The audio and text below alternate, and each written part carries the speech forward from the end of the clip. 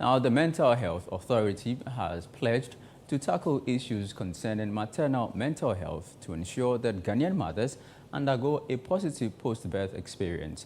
Maternal mental health encompasses a mother's emotional, social and mental well-being during and after pregnancy. According to the World Health Organization, approximately 15.6% of women experience symptoms of maternal mental health disorders during pregnancy, while 19.8% experience them after childbirth.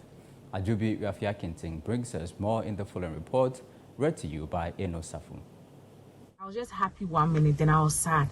And I think what made it was because I was always tired. I was always exhausted. The birth of a baby is typically associated with feelings of wonder, joy, and happiness. However, for some new mothers, this period can be overshadowed by sadness, crying spells, restlessness, and anxiety. This period, often termed as baby blues, occurs within the first few weeks after delivery due to hormonal changes. While this is normal for most mothers, some experience a more prolonged version termed as postpartum depression. This is the story of a young mother who shares her struggle with postpartum depression. She recounts feeling constantly overwhelmed due to the responsibility of caring for her newborn around the clock, leaving her perpetually exhausted and depleted, eventually leading her to contemplate the unthinkable: suicide. The exhaustion is from your brain. It's like from your head to your toe. It's like you can't explain it, but you feel like you don't feel like I didn't feel like I was in my body anymore. I didn't feel like it was myself. I don't know how to explain it, but that's how I felt. Like the way I'm feeling right now, I feel myself. I know myself. I felt like I didn't even know who I was. And I felt like nobody understood the way I was going. Just like nobody too wanted to help. And I almost took my life. Almost. That day, my husband left the house. I locked myself, and it took the grace of God and my daughter. My daughter kept crying and crying. And before I did, I sent a text to one of my friends, and she had just had a baby. And I was like, I'm so tired. I don't want to live anymore. While these signs are evident, most affected mothers fail to get the needed attention.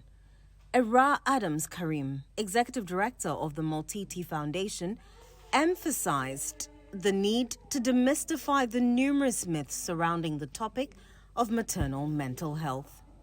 Maternal mental health is not a subject that has really been prioritized in our country, which also is another sad situation. And well, to a large extent, sometimes we cannot blame people because for lack of information, a lot of people have not even heard of the subject. As a matter of fact, I'm sure that as we speak today, it's probably the first time that someone is hearing about maternal mental health, or someone is hearing about postpartum depression, or someone is hearing about the kind of things that women go through, during the various stages of birth. And so obviously a lot of attention has not been paid to it. It's not been prioritized. Society can do going forward. Obviously, one is to get access to information as far as postpartum depression is concerned, as far as maternal mental health is concerned.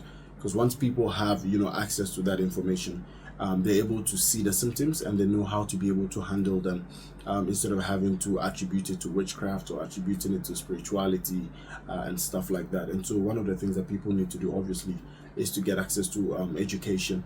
Dr. Nyama, a psychiatrist and head of communications at the Mental Health Authority, sheds more light on the various ways in which maternal mental conditions exhibit themselves. Some hormonal changes that are happening because of the transitioning from pregnancy to a non-pregnant state.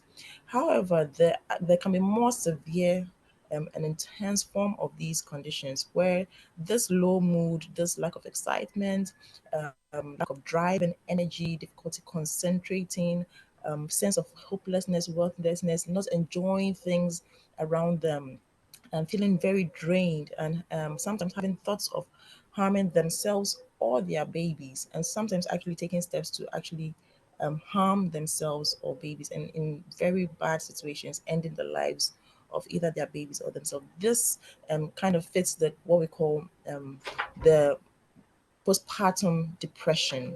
And this phenomenon, it doesn't resolve on its own within a few weeks. It can last up to a year or even beyond without appropriate intervention. Dr. Nyama further highlighted plans by the Mental Health Authority to curb the prevalence of the condition, encouraging mothers to seek the right medical attention. So these conversations have actually started even prior to this awareness week, where a lot of studies have been done, pilots, and some initial engagements made, looking at the way to first assessing it is, what our state is on the ground, seeing our gaps and lapses, and how to actually advance such that we address these and then make major impacts going forward. Say, look, help is readily available. There are a lot of factors that come together, and it's never a fault of yours to have these feelings and these emotions. Sometimes just the hormones in itself, that is just transitioning. But then, of course, a lot of psychosocial factors as well come to play, and there are a lot of stresses nowadays: financial, relationship, at work. There's so much that is affecting women in different ways, and so having or noticing that you're not your best and you're having some deviation from your usual sense of self, is not grounds to feel bad, but recognize that there's a lot of help available, and these are across the country